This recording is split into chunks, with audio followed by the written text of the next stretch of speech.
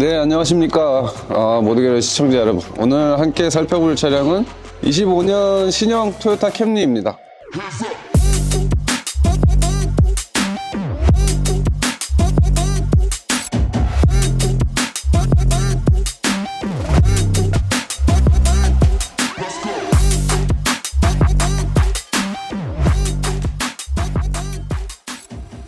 일단 이제 앞서 말씀드리기에는 뭐 그렇지만 촬영일 기준으로 이제 10일 전에 렉서스 ES 모델을 촬영했어요. 근데 그거에 똑같은 파워트레인을 사용하는 토요타 캠리 신형이 출시가 됐는데, 이 녀석이 ES랑은 엔진이 많이 개선됐다고 하는데 외형적으로 어느 정도 바뀌었는지, 토요타 하이브리드 시스템이라 그래서 이제 THS 5세대 파워트레인이 적용된 거고, 엔진이랑 모터 출력 모두 다 강화가 되었다라고 하는데, 제가 알기로는 모터 출력만 강화된 걸로 알고 있어요. 그래서 이전 세대 대비 16마력 정도 올라갔고, 설계 최적화 및 경량화 그리고 복합 연비가 이제 17.1, 뛰어난 연비를 자랑하는 그런 녀석이에요. 그래서 뭐 약간의 요게 SF90을 닮았다라고 하는 얘기가 있는데, 저희가 SF90이 입고가 돼 있는데 한번 이따가 비교해 보는 걸로.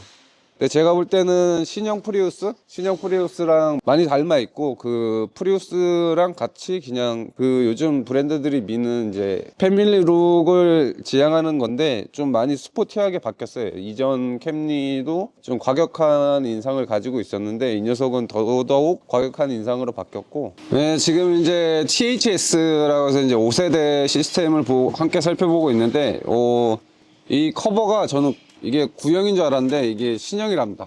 이게 구형이 오히려 더 멋있었던, 요거는 그냥 단순히 그냥 커버 역할만 하는 걸 좀 떠나서 NVH를 강화하기 위해서 많은 보강을 해놓은 모습입니다. 렉서스 ES에서도 봤던 그 형태라서 뭐 크게 이색적인 건 없고, 이 엔진에서 제일 이색적인 건 이제 엔진오일 점도를 0W8을 사용해요. 0W8. 그래서 0W8이라고 하면 거의 뭐 지구상에 지금 토요타뿐이 안 만드는, 그러니까 완전 독과점이라고 볼 수 있나? 근데 토요타 순정 엔진오일 0W8을 권장하는 엔진이다. 그래서 0W8을 사용하는 이유도 하이브리드 엔진답게 엔진이 켜졌다 꺼졌다를 계속 반복하는 엔진이다 보니까, 엔진이 웜업 되기 이전, 그러니까 엔진이 충분히 가동 조건이 되기 전에 시동이 켜졌다가 꺼졌다가 켜졌다가 하는 걸 반복하다 보니까, 웜업 이전에 엔진 윤활성을 좀 더 확보하기 위해서 이제 0W8 완전 순수 저점도를 사용을 하고 있다 라고 보시면 될 것 같고, 0W8 엔진 오일을 사용하려고 이제 이 피스톤 소재랑 피스톤 엔드 클리어런스랑 그리고 오일링 그리고 블럭의 소재까지도 바꿨다라고 하는데, 정확하게는 뭐 저희가 XRF가 없기 때문에 찍어볼 수가 없어요. 그 토요타에서 0W8만 지금 사용을 하라고 권장되어져 있어요. 권장이 아니라 강제적인 이유인데, 그 이유를 제가 찾아보니까 엔진 오일을 변경 시에 이제 0W20으로 대체할 수 있다. 근데 대신에 다음번 엔진 오일을 교환할 때 0W8로 되돌아와라 라고 이제 권장이 되어 있는데, 권장되어져 있는 이유가 이 엔진 오일이 뜨거울 때, 차가울 때 이 오일 압력이 변해요.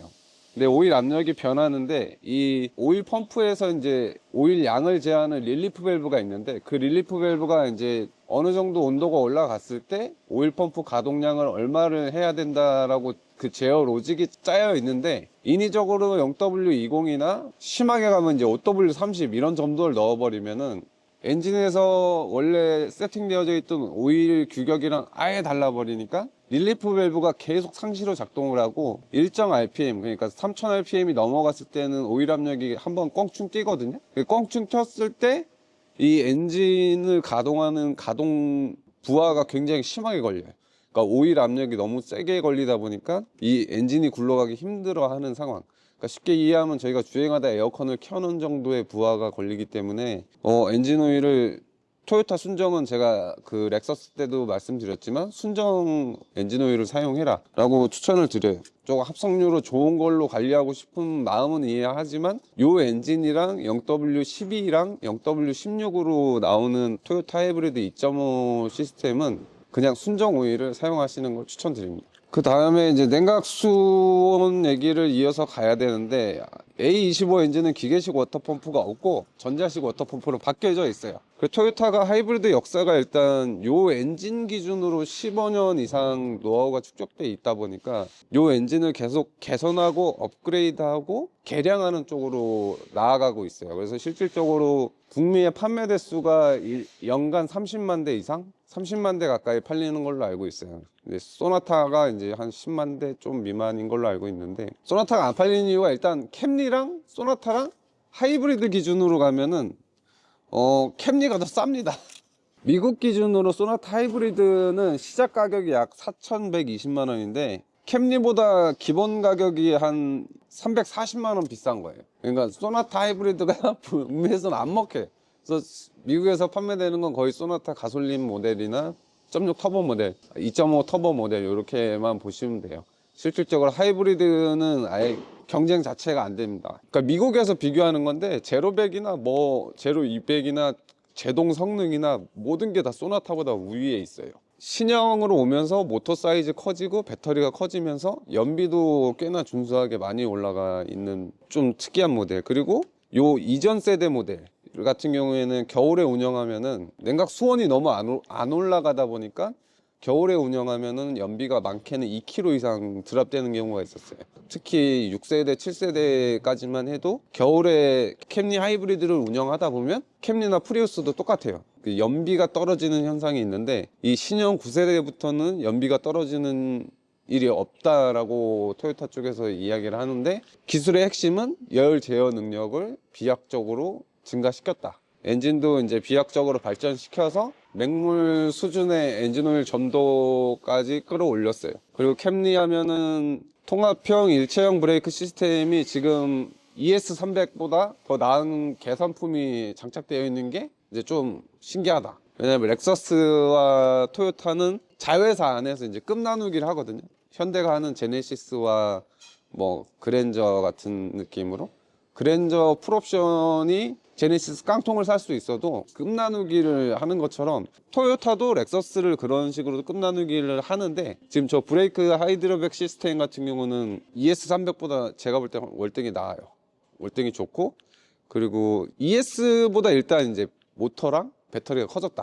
그리고 차체 보강이나 이런 거는 렉서스급으로 많이 올라왔는데, 이 마감 수준도 원래 이 가드도 없었어요. 몰딩도 원래 구형 캠리 없었고, 이 판도 이렇게 넓게 장착되어져 있지 않았는데 이것도 넓게 비약적으로 확대해놨고, 그리고 이 휀더 안쪽으로 이 몰딩이랑 커버도 없었는데 신형은 커버랑 몰딩 그리고 이 풍절음 막는 이런 것까지 다 장착이 되어져 있다. 이런 게 좀 신기해요. 그래서 이 다음 나올 렉서스 ES는 어떤 모습일지 사실 기대되기는 합니다. 실질적으로 얘가 지금 가격이 5,360만 원, 거의 XL이 프리미엄 옵션, 그래서 파노라마 썬루프까지 올라간, 그리고 어라운드 뷰까지 탑재된 녀석이라 이게 ES랑 가격 차이가 얼마 안 납니다. 그때 저희가 찍었던 ES랑 가격 차이가 한 4,500 정도 나나? 그리고 D4S라고 이제 직분사랑 간접분사를 둘 다 사용하는 요 토요타만의 시스템, 요거 이제 밀러 사이클을 극대화시켜서 사용하려고 D4S라고 이제 토요타 86에도 올라갔던 시스템인데 여기에도 올라가서 토요타가 만든 특허라고 보면 되는데, 특허는 아니고 뭐 그냥 토요타가 만든 D4S 시스템, 그래서 일본 내에서는 아주 진보된 우수한 시스템이라고 하는데, 직분사랑 포트분사를 같이 사용하면서 이제 이 고압 펌프가 엄청나게 초고압을 형성하거나 고압 인젝터가 전부 인젝션을 담당하지 않기 때문에 고압 펌프 소음도 많이 줄어들었고, 그리고 간접 분사, 이제 포트 분사를 병행하다 보니까 이제 직분사들의 약점이었던 이제 흡기 타르 문제, 그것도 많이 해결할 수 있는 좋은 시스템이다. 그리고 여기에 이제 EGR이 장착되어져 있는데, EGR 시스템 같은 경우는 원래는 배출가스 저감 목적으로 장착되는 게 2000년 이후,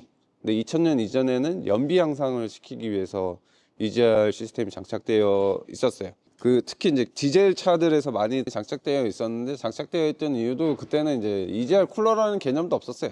그냥 배기가스가 그대로 흡기 인테이크에 갖다가 박히는 방식. 그래서 이 서지 탱크라고 하는 것도 디젤 차들은 막 주철을 사용하거나 알루미늄 사출 아주 두꺼운 걸 사용하는 방식으로 배기가스를 다이렉트로 집어넣는 방식이었어요. 근데 2000년 이후부터 EGR을 사용하는 이유는 이제 환경법 대응이랑 그리고 연비를 향상시키는 목적으로. 그러니까 연비가 올라가는 이유는 EGR의 이제 대표적인 네 개의 장점이 이제 펌핑 로스 감소랑 배기 손실 감소, 냉각 손실 감소, 마찰 손실 감소라는 이유가 있어요.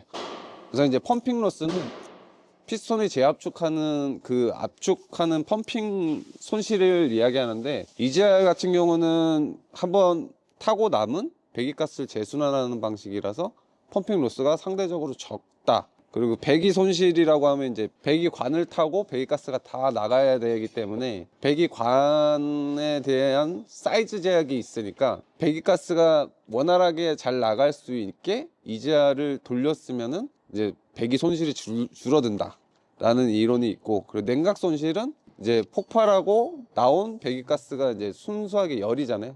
열 에너지가 그대로 대기로 버려지는 건데, 그 열 에너지를 다시 재순환할 수 있는 방식이기 때문에 냉각 손실을 줄일 수 있다. 그 다음에 제가 제일 이해 안 되는 건 이제 마찰 손실이 줄어든다는 거는 이해는 못 하는데, 아무튼 네 가지 이론은 그렇습니다. EGR 시스템이 연비가 올라가는 이유는, 그러니까 쉽게 설명을 드리면 핵심은 이제 점화 타이밍을 당길 수가 있는 거예요.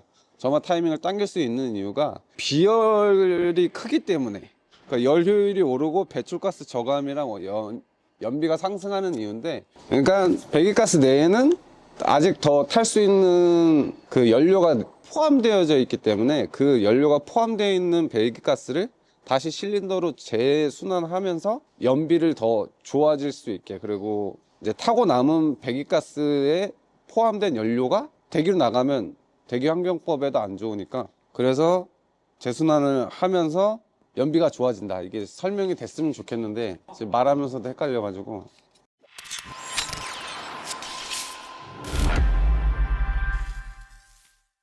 네, 하체로 왔습니다. 하체로 왔는데 일단 제일 이색적인 거는 토요타랑 예전 캠리랑 ES랑 급 나누기 한다고 여기 언더코팅이 요렇게 여기 안 돼 있었거든. 구형은 안 돼 있었는데 신형부터는 다 되어져 있고, 여기가 이제 좀 렉서스랑 좀 달라요. 그 ES는 아주 그냥 덕지덕지 떡칠해놨는데 얘는 약간 정성이 부족한 느낌이 없잖아 있고, 신형 5세대 요 파워 유닛 보면은 좀 특이한 게 이 오일 필터가 진짜 뭐 되게 귀엽고 작다. 근데 0W8이니까 뭐 필터가 작아도 뭐 상관은 없지 않을까. 2500cc 엔진이 부담하기에는 좀 많이 작다. 지금 그냥 손으로 잡으면 다 가려지는.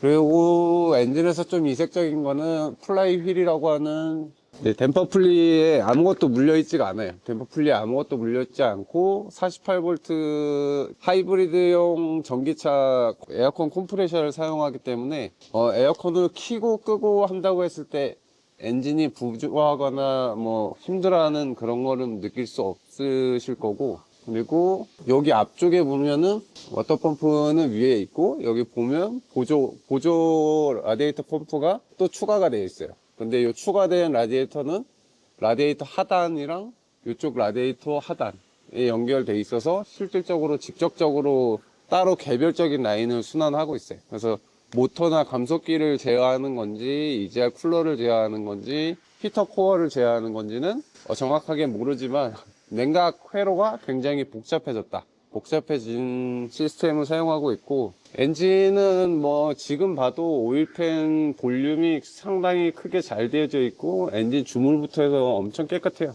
주물도 깨끗하고, 미션 본체는 이제 여기까지는 이전 세대랑 똑같은 건데 이 뒤쪽이 이제 많이 커진 거예요. 뒤쪽에 이제 MG2라고 하는 녀석이 굉장히 크게 바뀌면서 요 주물 케이스가 바뀌었습니다. 그래서 요거는 퀄리티 컨트롤을 하려고 했는지 모르겠지만 여기 일본어가 써져 있고 생산 연도가 써 있어요. 9월 19일 11시 57분 9월 19일 11시 57분에 A3라는 라인업에서 누가 조립을 했는 건지 아니면 검수를 한 건지, 엔진 마운트, 미션 마운트 똑같이 예전 ES 캠리 이전 세대처럼 똑같이 미션의 센터를 잡고 있고, 엔진룸의 거의 한 70% 이상을 2500cc 자연흡기 엔진으로 커버를 하고 있습니다. 그래서 요 미션 본체 사이즈는 굉장히 작아요. 작은데 이제 MG2 사이즈가 커지면서 모터의 힘도 더 세지고 모터의 출력도 세지고 배터리의 용량도 증대시켜 가지고 좀 더 나은 주행 탄력이랑 주행 질감을 느끼게 해준다라는 게 있는데, 요 시스템은 E4 시스템이 있어요. 국내에는 안 들어온 걸로 알고 있는데, 이 캠리 사륜구동 모델이 있어요. 그 녀석은 이제 뒤에 모터가 하나 추가되면서 도합 230마력대의 출력이 나오는 녀석인데, 걔는 이제 주행 안전성을 위한 사륜구동 시스템이라고 합니다. 시에나에 탑재되는 것처럼. 근데 그게 한국에는 아직 안 들어온 걸로 알고 있어요. 하체 구성은 ES랑 똑같아요. 로우암, 타이로드, 너클, 쇼업 쇼버 전부 다 풀 스틸을 사용하고 있고, 그리고 아주 옛날 시스템이라는 게 밸런스를 아직도 망치로 때려박아서 쓰는 납을 쓰고 있어요. 보수적인 브랜드라는 게 문제가 없으면 딱히 안 바꾸는, 소비자분들은 좀 이해하기 힘든 시스템. 우물정자 프레임도 뭐 엄청 두껍게 잘 돼 있고, 용접도 이제 이렇게 가다가 끊기고 가다 끊기고 가다 끊기고가 아니라, 강성이 필요한 이제 이렇게 라운드 된 부분은 전부 다 풀 용접을 해놔서 강성적인 부분이나 퀄리티나 뭐 안전성은 확실히 이게 더 좋을 것 같아요. 그러니까 스팟 용접으로, 스팟이나 이제 볼팅으로 체결되는 차들이 있는데, 대표적으로 이제 그랑콜레오스 같은 게 이제 이 앞쪽이 그냥 볼팅인데 그런 것도 없고, 우물정자 프레임에 전판넬은 아직도 이제 스틸을 사용하고 있어요. 스틸. 그래서 얘는 전판넬 이제 앞삼박이라고 하죠, 저희가. 현대기아차는 앞쪽이 파단되면 그냥 단순 교환인데, 얘는 이제 판금 무조건. 그래서 무조건 사고차가 되는 게 일본 차의 특징. 전판넬이 스틸이라서 분리되는 타입이 아니고 이렇게 용접이 돼 있습니다, 전체가 다. 야, 근데 모터는 그냥 제 육안으로 보기에는 많이 커졌는데, 이 화면에는 잘 안 담겨요. 요 드라이브 샤프트 컵도 부식 문제가 있었는데, 요 검은색 도장을 하면서 좀 더 나은 퀄리티로 발전되고 있는 모습을 보여주고 있습니다. 렉서스 ES랑은 다르게 얘가 이제 스테빌라이저 링크도 스틸을 사용하고 있어요. 스틸을. 렉서스는 이제 알루미늄으로 연결되어 있는데, 얘는 스틸로 되어져 있고, 그리고 하체 언더커버가, 렉서스는 약간 부직포 같은 재질로 되어 있는데, 캠리는 그냥 플라스틱. 그리고 제일 특이한 건 요 모터 RMDPS 벨트 방식. 요거는 소나타는 아직도 컬러명으로 알고 있는데, 그래서 CMDPS고 이제 경쟁인 캠리는 RMDPS다. 근데 이거 토요타 타시는 분들이 엄청 싫어하던데, 그랜저랑 비교를 자꾸 하시는데, 실질적으로 북미에서 경쟁하고 있는 건 소나타 K5랑 경쟁하고 있습니다. 뒤쪽에 오면은 뭐 크게 이색적인 건 없어요. 머플러도 렉서스랑 똑같고, 근데 머플러 사이즈가 굉장히 관 사이즈가 작아서, 엔진이 하이브리드 시스템이 보면은 그랑콜리오스도 그렇고 요즘 나오는 신형 하이브리드 같은 경우는 이 엔진이 하는 역할이 많이 줄어들었어요. 줄어들었다는 게, 예전 엔진이라고 하면은 뭐 저희가 경차 엔진을 사도 경차 엔진도 6500이나 6800rpm까지 올라가게 설계를 해놨잖아요. 무조건 6800rpm이 올라가게 설계를 근반으로 두는데, 그랑콜레오스 같은 경우는 이제 5000rpm이 레드존처럼, 그러니까 5000rpm에서 더 이상 rpm이 안 올라가는 특색이 있는 녀석이고, 토요타 하이브리드 시스템도 그냥 엔진이, 그러니까 최적화된 RPM만 사용하게. 그래서 기존 내연기관 자동차 같은 경우는 100km를 달릴 때 실질적으로 엔진의 한 30% 미만의 힘만 필요했는데, 나머지 70%의 힘은 의미가 없는 이제 재원상의 이제 마력이었던 거죠. 근데 하이브리드 시스템 같은 경우는 100km를 주행하고 있을 때 남는 힘을 전부 다 충전하는 식으로 해가지고 연비를 비약적으로 상승시킬 수 있는. 그래서 하이브리드에 올라가는 요런 엔진들이 요즘에는 발전 또는 전기 모터를 더욱 좋게 하는 쪽으로 개선되고 있어요. 예전처럼 무슨 레드존이 7,000이 넘고 8,000이 넘고 이런 거는 더 이상 중요하지 않게 됐고, 그 하이브리드에 최적화된 엔진이냐 아니냐로 바뀌고 있습니다. 현대기아도 지금 이제 2.5 하이브리드 시스템을 새로 만들고 있는데, 소나타까지는 제가 알기로 괜찮다라고 알고 있어요. 근데 그랜저랑 소렌토급으로 올라갔을 때 그 1600cc 터보 하이브리드 시스템이 그 클러치라는 매개체 때문에 이질감이랑 주행 질감이 굉장히 떨어진다라고 해요. 근데 요 토요타 하이브리드 시스템 같은 경우는 렉서스, 캠리, 시에나 뭐 엄청 다양한 영역 그 폭을 커버할 수 있는 이유도 오랜 기간 만들었고 신뢰도가 일단은 굉장히 높다. 뭐 북미에서 30만 대씩 팔리는 차니까 뭐 거기서 검증이 되지 않았을까. 현대기아는 지금 하이브리드 시스템을 병렬로 갔다가 직병렬로 또 다시 간다라고 발표를 했으니까. 근데 이 토요타 같은 경우는 애초에 직병렬이었고, 그 독일 차들도 보면 이제 마일드 하이브리드 시스템이었다가 이제 풀 하이브리드 시스템이었다가 PHEV 시스템이었다가, 그래서 하이브리드 시스템이 계속 바뀌어요. 계속 바뀌다 보니까 이제 소비자의 신뢰도가 가장 높은 게 토요타죠. 토요타는 요 엔진이랑 요 시스템을 지금 15년 넘게 쓰고 있으니까. 그래서 신뢰도 측면에서는 토요타를 현대가 아직은 이기기 쉽지 않지 않겠나. 그리고 솔직히 캠리보다 북미에서 비싸게 팔면은 안 팔겠다는 소리 아니. 그리고 배기 시스템 얘기하다 엔진 효율까지 갔네.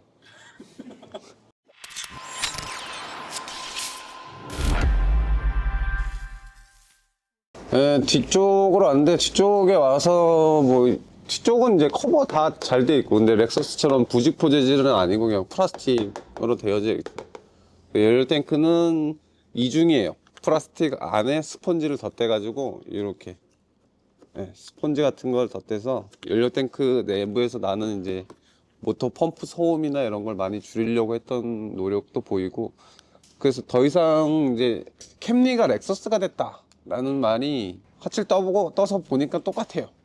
렉서스 ES랑 너무 똑같아서 실질적으로 주행을 해보면서 느껴보는 게 더 중요할 것 같아요. 렉서스랑 토요타 캠리를 비교하는 거는. 포링크는 하나, 둘, 셋, 네 개 포링크 시스템으로 되어져 있는데 승차감은 뭐 그렇게 나쁘지 않다라고 합니다. 그리고 캠리가 뭐 스포츠성이 좀 더 높아졌다라고 하는데, 사실 패밀리 세단에서 스포츠성이 높아졌다라는 거는 K5 소나타가 스포츠성이 좋아졌다라는 얘기랑 똑같습니다. 제가 느낄 때는 좀 어불성성 아닌가. 뒤에 오면 이제 뒤에 요 현대 종특 그 낙하산은 없고 풀 커버로 이렇게 돼서 에어로 다이나믹에 좋게 설계가 잘 되어져 있고, 그 뒤쪽에 원래 머플러 팁이 있다라고 들었는데 머플러 팁이 없는데? 이 모델은 머플러 팁이 없어요. 근데 얘가 지금 들어온 모델 중에 가장 비싼 모델인데 9세대는 원래 머플러 팁이 있다라고 들었는데, DPV 브레이크도 되게 심플하게 잘 만들어져 있고, 조금 아쉬운 게 이제 19인치였으면 차가 좀 더 멋있어 보이지 않았을까.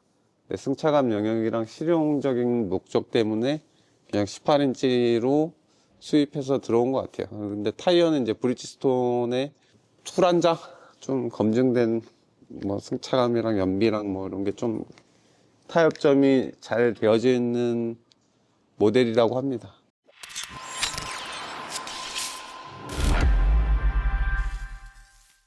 네, 이렇게 캠리 9세대 같이 살펴보셨는데, 뭐 특별히 이색적인 거는 뭐 공력 상승한다고 본넷이랑 뭐 이런 거 다 미국에서 디자인했대요.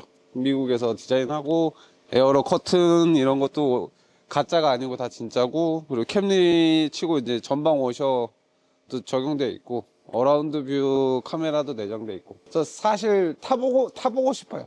제일 타보고 싶은 모델 중에 하나인데, 국내에서는 이제 소나타 K5 그랜저, 여기에 많이 그랜저까지 가면 이제 욕먹을라나? 실질적으로 K8이랑 그랜저랑 캠리를 많이 고민하시는 것 같아요. 근데 그랜저급의 옵션은 아니죠, 사실. 근데 가격 때문에 그렇게 되는 것 같은데, 실질적으로 얘가 북미나 이제 경쟁하고 있는 거는 중형 세단 K5랑 소나타다.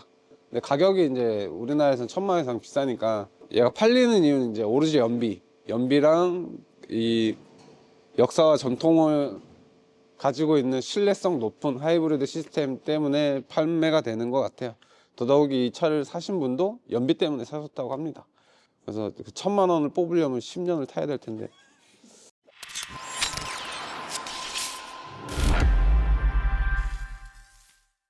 네, 이렇게 캠리 쿠페 스포츠 로드스터